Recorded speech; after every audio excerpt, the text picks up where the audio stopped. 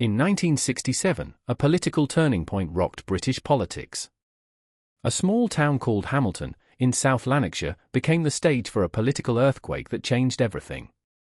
The SNP, which had only ever held one parliamentary seat, and for just 3 months in the 1940s, suddenly exploded onto the scene. With a record-breaking 38% swing away from Labour, Winnie Ewing stormed into the House of Commons and placed the Scottish National Party firmly on the UK's political map. But now, more than half a century later, Nigel Farage is hoping to flip the story on its head. Before we dive deep into today's political battleground, did you know that over 95% of our viewers aren't subscribed to the channel? We totally get it. Life gets busy and sometimes it's easy to forget. But here's the thing, subscribing is completely free, and it really helps us keep creating the content you enjoy. So why not hit that subscribe button and join our community? It only takes a second, but it makes a world of difference to us. Thank you for your support. Next Thursday, Hamilton voters will head to the polls for a Scottish Parliament by-election that might seem local on the surface. But beneath it lies a storm brewing that could shake both Holyrood and Westminster. So what's happening, and why is everyone watching this small town so closely?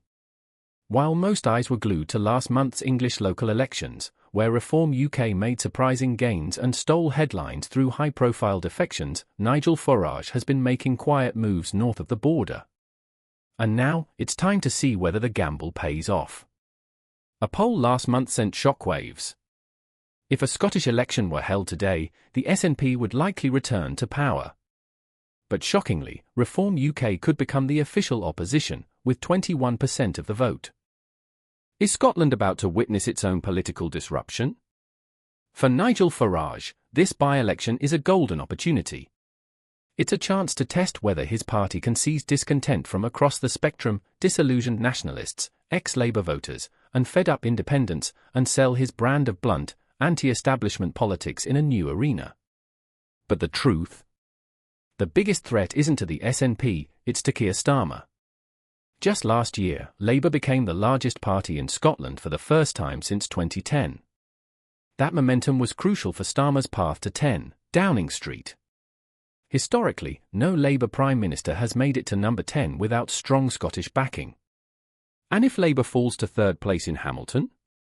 That would deal a serious blow to the credibility of Starmer's project. Behind the scenes, tensions are rising. Some on the Labour left are already furious at the leadership's direction, particularly with fears of more austerity coming in the autumn budget. In the last Scottish elections in 2021, Labour grew its vote share in Hamilton by 4% and seemed poised to challenge the SNP. Now? That ground could be slipping fast. To make matters worse, the Westminster seat of Hamilton and Clyde Valley is held by Imogen Walker, the wife of Morgan McSweeney, Keir Starmer's chief of staff. A loss here wouldn't just be politically embarrassing. It would hit Starmer's inner circle directly.